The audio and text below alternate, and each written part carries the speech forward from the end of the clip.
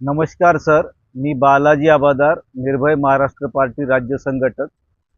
आम्ही आज कलेक्टर साहेबांना जे निवेदन दिलंय त्या निवेदनानुसार महाराष्ट्र आपला जिल्ह्यामध्ये आणि शहरामध्ये जी बाल गुन्हेगारी वाढली आणि ही बाल गुन्हेगारी वाढण्याचं कारणच काय तर शैक्षणिक संस्था जे संस्कार केंद्र होतं तेच बिघडलेत। ते बिघडलेत कसे तर ज्या नियमानुसार शिक्षकांना मुख्यालयी राहायला बांधील केलंय तर ह्या शिक्षकांना मुख्यालयी राहणं जमत नाही। ते शहरात राहतात आणि जेमतेम पगारी पुरतं शाळेत हजर होतात। 10 पर्यंत ही मास्तर शाळेत हजर होतात आणि शाळा सुटल्याबरोबर नांदेडकर निघतात। तर म्हणजे यायचा त्या कामात जीवच नाही आणि कामात जीव नसल्यानं काय झालंय की शाळेच्या भोवताली जे गुटख्याचे दुकानं होतं, तंबाखूचे दुकानं होतं आणि हे दुकानं नुसते गावातच नाही तर शहरातल्या शाळेतही होतं आणि शहर थोडे गावापेक्षा आधुनिक असल्यानं इथं गुटख्याशिवाय अजूनही अंमली पदार्थ मिळतात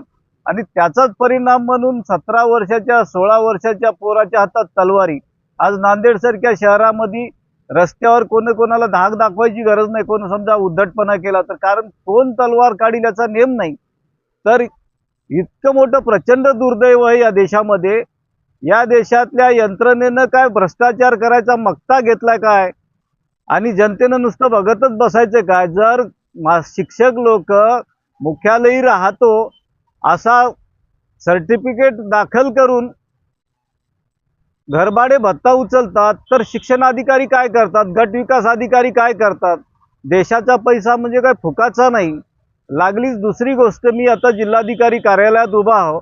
या कार्यालयाच्या 5 ते 10 फुटावर गुटख्याचं दुकान अविरत चालू आहे।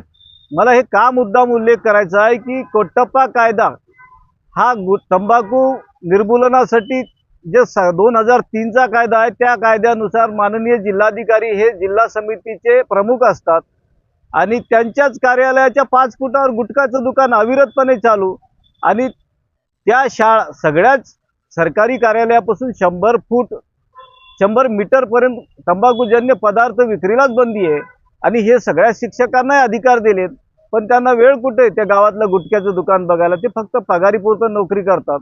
म्हणून आमचा दावा आहे संस्कार केंद्र जर सुधारली तर निश्चितच बाल गुन्हेगारी थांबेल।